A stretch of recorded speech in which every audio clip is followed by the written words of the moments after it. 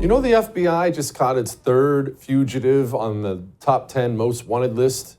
Now, that's the third fugitive since January 20th, which that's so weird. They've knocked out 30% of that list in just a couple months, which of course begs the question, what were they doing before? Joining me now, Hayley, Caronia, I hope I said that right, I hope I didn't butcher it, host of the Nightly Scroll, and Evita Duffy-Alfonso, host of the Bongino Report Early Edition. Evita, could you help me understand why the FBI couldn't seem to do any of these things the previous 4 years, and it's been like 5 minutes and they've snatched up 3 of these scumbags already?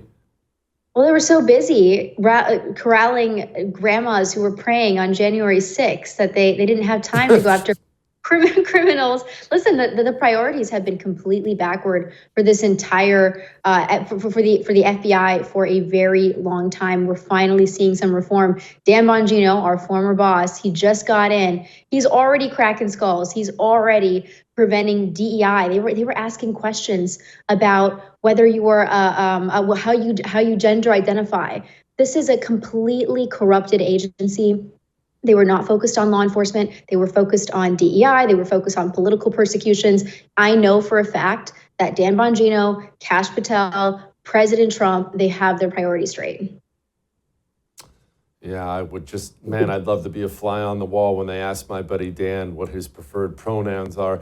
Hayley, I'm hoping Dan is going to walk into that building and do, well, what we all three know he's going to do, start shaking things up. But what does shaking things up look like?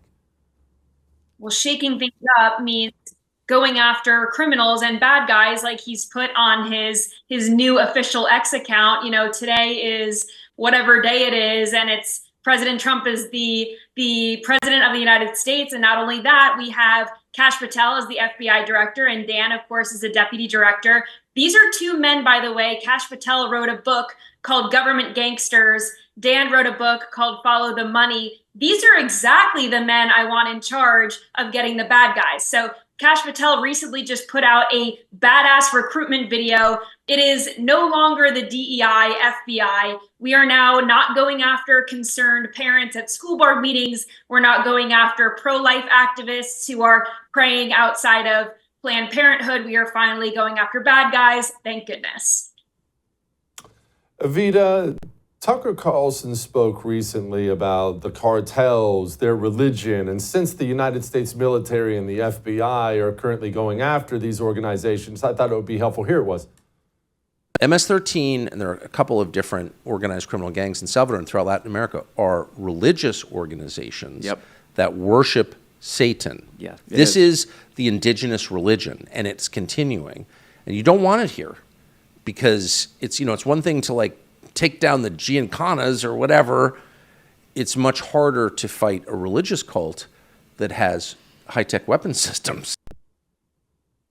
Evita, most people have never seen the little shrines they put up to death. They don't know that these guys get all coked out and methed out and have actual religious ceremonies. This got you thinking, though, didn't it?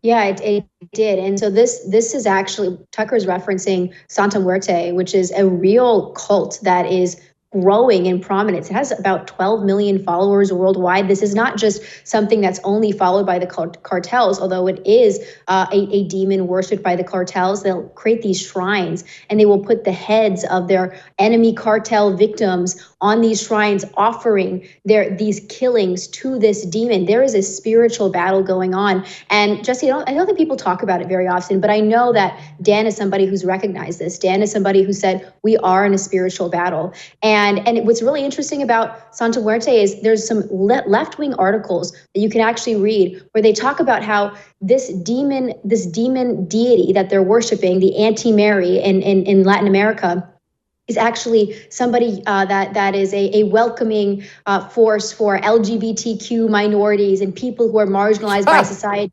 The Catholic Church is so oppressive. So Santa Muerte is the great alternative. And that, I think, tells you everything you need to know about them.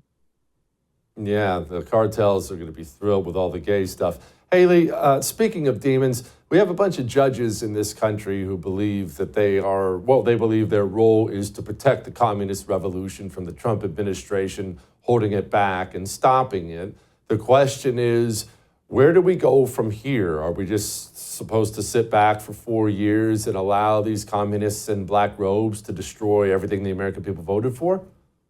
No, of course not. And I think if we've seen the events of the last week, border czar Tom Homan doesn't really care what these activist judges think or what they say. The Trump administration is going to act. I keep calling this the get-ish done administration because they keep getting ish done. It is like their job, which it is. They work for the American people. This is what the American people voted for. You talked about these demonic cartels. This is the battle right now. Demonic cartels and cults, you know what they do? They sacrifice women and children. That's exactly what these cartels are doing. Everyone talks about the fentanyl crisis in this country, which is horrific, but little do people know and talk about that the human trafficking that is occurring. Cartels make tens of billions of dollars smuggling women and children across the border, and that's thanks to Biden's open border. So if Tom Homan, the border czar, can put an end to it, thank goodness.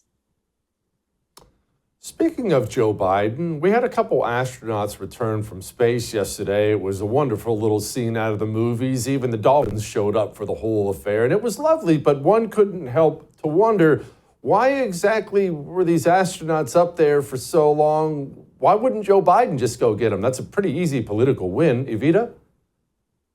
Yeah, I mean, this is a great question. This is something that Elon Musk has actually brought up. Why not bring them home right away? And the problem is they didn't want to have SpaceX, which is owned by Elon Musk, right, co-founded by Elon Musk, to bring these astronauts home because he was politically aligned with President Trump. So it was completely, apparently, for political reasons. And if you imagine yourself being stuck in space for 9 months, I mean, this takes a physical toll on their, like a massive physical toll on their bodies. I mean, bone atrophy, the muscle atrophy and your bone density lost. And there's also a spiritual component to this too, in that you're separated from Earth. Humans are meant to be on Earth. To be up in space for that long is profound, takes a profound toll on the human psyche. And so I think they were tortured for 9 months. They were tortured up there for 9 months, and they were not allowed to come back for political reasons. And that, to me, is one of the most egregious legacies of this Biden administration. These are human beings,